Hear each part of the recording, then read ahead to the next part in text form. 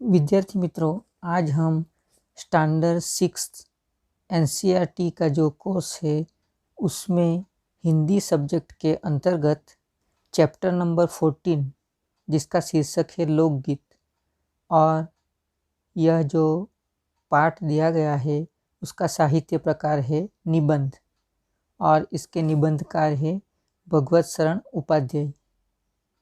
अब हम इस लेसन का अभ्यास करेंगे। देखेंगे स्टार्टिंग से ये लेसन।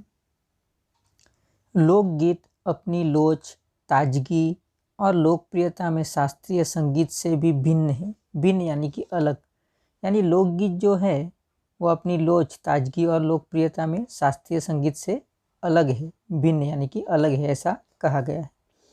लोकगीत सीधे जनता के संगीत है। जनता यानी कि लोगों का संगीत है। जो लोकगीत है वो घर, गांव और नगर की जनता के गीत है। इनके लिए साधना की जरूरत नहीं होती। साधना यानी कि प्रैक्टिस। इसके लिए कोई अभ्यास की या प्रैक्टिस की जरूरत नहीं होती। त्योहारों और विशेष अवसरों पर ये गाए जाते हैं। कोई त्योहार हो, अलग अलग प्रकार के जो त्योहार होते हैं उस अवसर पर यानी प्रसंग पर, अवसर यानी कि प्रसंग, तब वो गाए जाते हैं। क्या? लोकगीत। सदा से ये गाए जाते रहे हैं। सदा यानी कि हमेशा से ये गाए जाते रहे हैं, और इनके रचने वाले भी अधिकतर गांव के ही लोग हैं। स्त्रियों ने भी इनकी रचना में, रचना यानी कि बनावट में, विशेष भाग लिया है। निर्माण, बनावट या फिर निर्माण। ये गीत बाजों की मदद के बिना ही या साधारण ढोलक, झांझ, करताल, बांसुरी आदि की मदद से गाए जाते हैं। यानी संगीत के जो साधन होते हैं गाँव में जो पाए जाते हैं, परंपरा से जो चले आए हैं, वैसे ही संगीत के साधनों का उपयोग किया जाता है।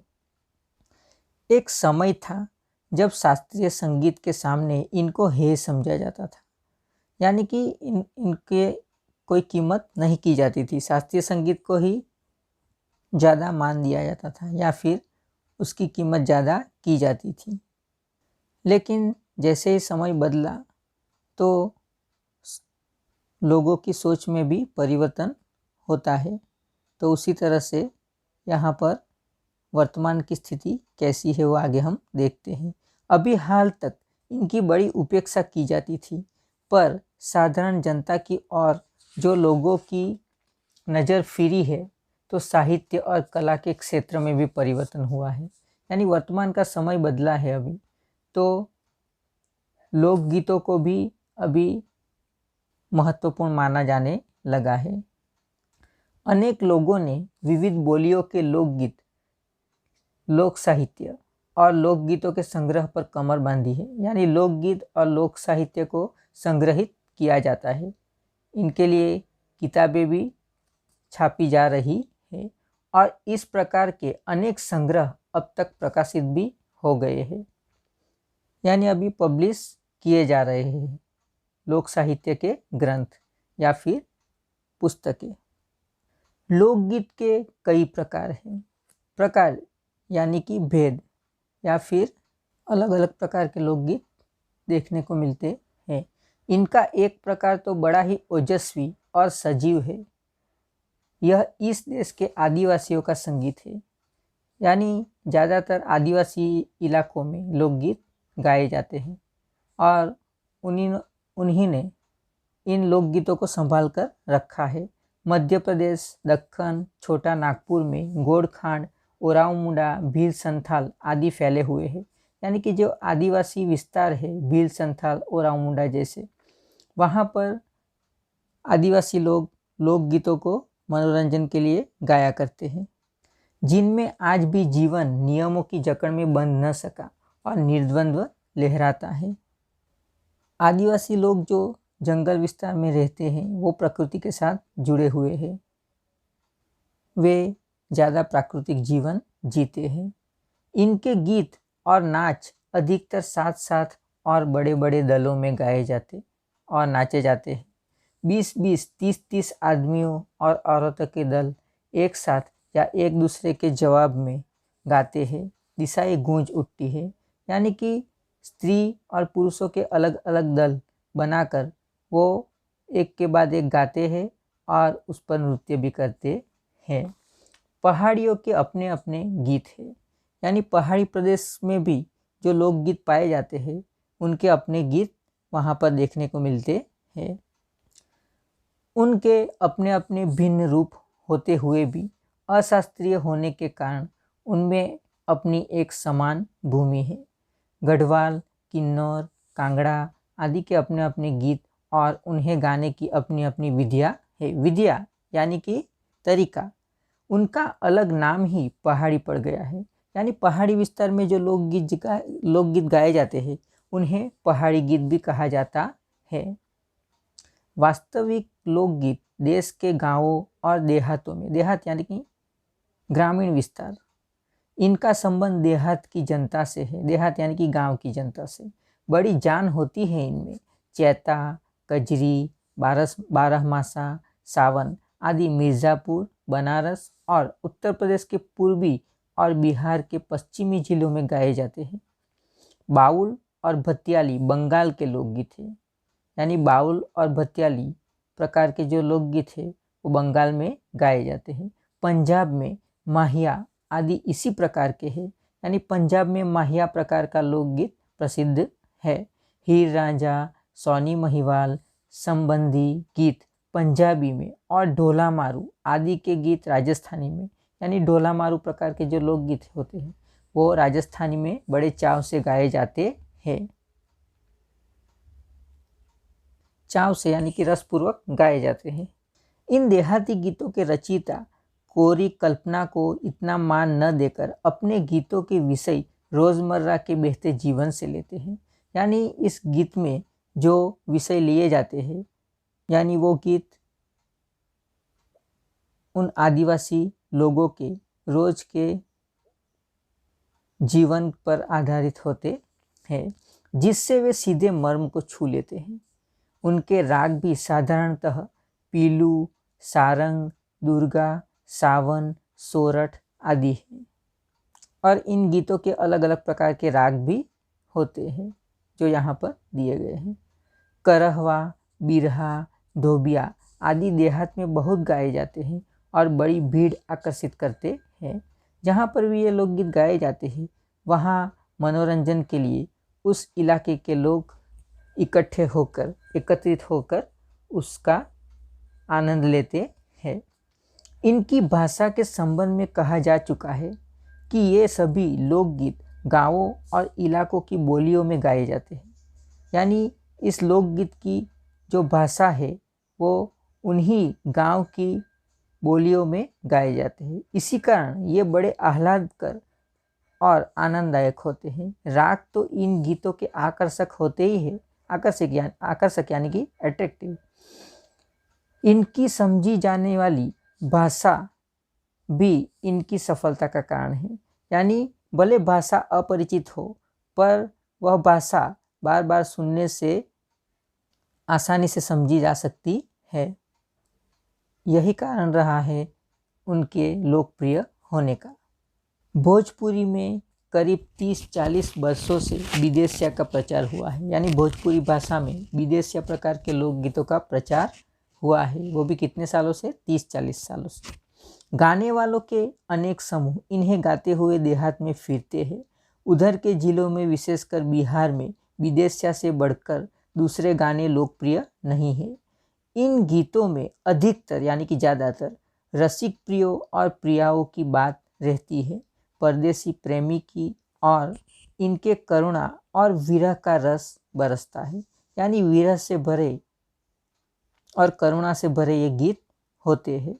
जंगल की जातियों आदि के भी दल गीत होते हैं। दल यानी कि समूह, जो समूह में गाए जाते हैं, जो अधिकतर यानी ज़्यादातर बिरहा आदि में गाए जाते हैं। पुरुष एक और स्त्रियां दूसरी ओर एक दूसरे के जवाब के रूप में दल बांधकर गाते हैं और दिशाएं गुंजा देते हैं। यानी पहले महिला गाएंगी या फिर पुरुष गाएंगे, यानी एक दूसरे के जवाब में वो गाते हैं और दिशाएं गुंजा देते हैं। पर इधर कुछ काल यानी कि समय, पर इधर कुछ काल से इस प्रकार के दलीय गायन का ह्रास हुआ है, यानी कि वो नष्ट होते गए हैं। एक दूसरे प्रकार के बड़े लोकप्रिय गाने आल्हा के हैं। अधिकतर ये बुंदेलखंडी में गाए जाते हैं। आरंभ तो इनका चंदेल राजाओं के राजकवि जगनिक से माना जाता है, यानी पहले के समय में जो राजा हुआ करते थे उनके मनोरंजन के लिए राजकवि होते थे, वो इस प्रकार के गाने गाया करते थे, लोकगीत गाया करते थे।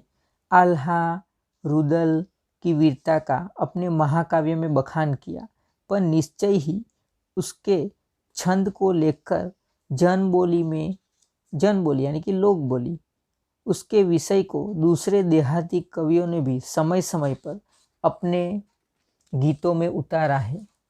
और ये गीत हमारे गाँवों में आज भी बहुत प्रेम से गाए जाते हैं। इन्हें गाने वाले गांव-गांव ढोलक लिए गाते फिरते हैं।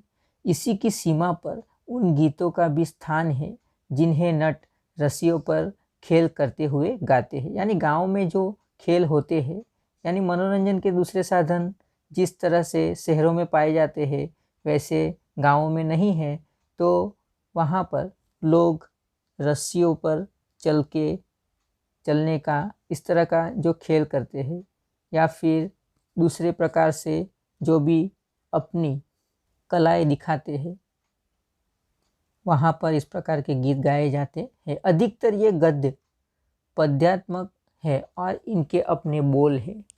अनंत संख्या अपने देश में स्त्रियों के गीतों की है तो ये गीत भी लोकगीत ही, पर अधिकतर इन्हें औरतें ही गाती हैं। यानी ज़्यादातर ऐसे गीत महिलाएं गाती है। इन्हें सिरजती भी अधिकतर वही है। वैसे मर्द रचने वालों या गाने वालों की भी कमी नहीं है, पर इन गीतों का संबंध विशेषतः स्त्रियों से है, यानी महिलाओं से। इस सृष्टि से भारत इस दिशा में सभी देशों से भिन्न है, क्योंकि संसार के अन्य देशों में स्त्रियों के अपने गीत मर्दों या जनगीतों से अलग और भिन्न नहीं है, मिले जुले ही है।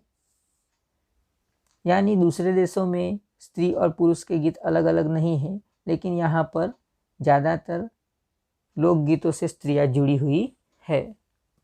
त्योहारों पर नदियों में नहाते समय के, नहाने जाते हुए, राह के, विवाह के, मटकोड़ ज्वानार के, संबंधियों के लिए प्रेमयुक्त गाली के, जन्म आदि सभी अवसरों के अलग अलग गीत हैं। यानी कि इस प्रकार से त्योहार पर या फिर अलग अलग प्रकार के जो आदिवासियों के समाज में जो सामाजिक प्रसंगों के समय पर ये गीत गाए जाते हैं, जो स्त्रियां गाती हैं। इन अवसरों पर कुछ आज से ही नहीं, बड़े प्राचीन काल से वे गाती रही है। महाकवि कालिदास आदि ने भी अपने ग्रंथों में उनके गीतों का हवाला दिया है। सोहर, बानी, सेहरा आदि उनके अनंत गानों में से कुछ है। वैसे तो 12 मासे पुरुषों के साथ नारियां भी गाती है। 12 मासा प्रकार के जो गीत होते हैं उनकी बात की गई है। एक विशेष बात यह है कि नारियों के गाने साधारणतः अकेले नहीं गाए जाते, दल बांधकर गाए जाते हैं, यानी कि समूह में गाए जाते हैं। अनेक कंठ एक साथ फूटते हैं, यद्यपि अधिकतर यानी ज़्यादातर उनमें मेल नहीं होता, फिर भी त्योहारों और शुभ अवसरों पर वे बहुत ही भले लगते हैं। गांवों और नगरों में गायिकाएं भी होती है जो विवाह, जन्म आदि के अवसरों पर गाने के लिए बुला ली जाती है। यानी गाँव में जो एक साथ मिलकर पूरे समूह में जो वो गीत गाए जाते हैं वो सुनने में बहुत ही आह्लादक और आनंददायक लगते हैं। सभी ऋतुओं में स्त्रियां उल्लसित होकर यानी कि आनंदित होकर दल बांधकर गाती है। दल बांधकर यानी कि समूह में गाती है। पर होली, बरसात की कजरी आदि तो उनकी अपनी चीज़ है जो सुनते ही बनती है। पूरब की बोलियों में अधिकतर मैथिल, कोकिल, विद्यापति के गीत गाए जाते हैं, पर सारे देश के कश्मीर से लेकर कन्याकुमारी, केरल तक और काठियावाड़, गुजरात, राजस्थान से उड़ीसा, आंध्र तक अपने अपने विद्यापति है। स्त्रियां ढोलक की मदद से गाती हैं, यानी इन गीतों को गाते समय स्त्रियां खुद ही ढोल बजाती है। अधिकतर उनके गाने के साथ नाच का भी पुट होता है, यानी गाने के साथ नृत्य भी किया जाता है। गुजरात का एक प्रकार का दलीय गायन, दलीय यानी कि समूह में जो गाया जाता है, वो गरबा है, जिसे विशेष विधि से घेरे में घूम घूम कर औरतें गाती है। साथ ही लड़कियां भी बजाती जाती है, जो बाजे का काम करती है। इसमें नाच गान साथ चलते हैं, यानी गरबा में हमने देखा ही है कि नाचना और गाना साथ साथ में ही चलता है। वस्तुतः यह नाच ही है, सभी प्रांतों में यह लोकप्रिय हो चला है, यानी गरबा सभी प्रांतों में लोकप्रिय होता जा रहा है। इसी प्रकार होली के अवसर पर ब्रज में, यानी ब्रज भाषा में रसिया चलता है, जिसे दल के दल लोग गाते हैं। स्त्रियां विशेष तौर पर गाती है, यानी ब्रज में, और ब्रज की जो भाषा है वो ब्रज भाषा, उसी में ये रसिया प्रकार के लोकगीत गाए जाते हैं। गांव के गीतों के वास्तव में अनंत प्रकार हैं, यानी इन लोकगीतों के कई प्रकार पाए जाते हैं। जीवन जहाँ इठला इठला कर लहराता है, वहाँ भला आनंद के स्रोतों की कमी हो सकती है? उद्यान जीवन के ही वहाँ के अनंत असंख्य गाने प्रतीक हैं, यानी प्रकृति से जो इंसान जुड़ा हुआ होगा वो आनंद से दूर नहीं हो सकता, और उसके प्रतीक के रूप में, यानी उसकी झलक हमें इन आदिवासियों के लोकगीतों में मिलते हैं। और उनका जो जीवन है वो प्रकृति से किस तरह से जुड़ा हुआ है, वही उन गानों में हमें देखने को मिलता है।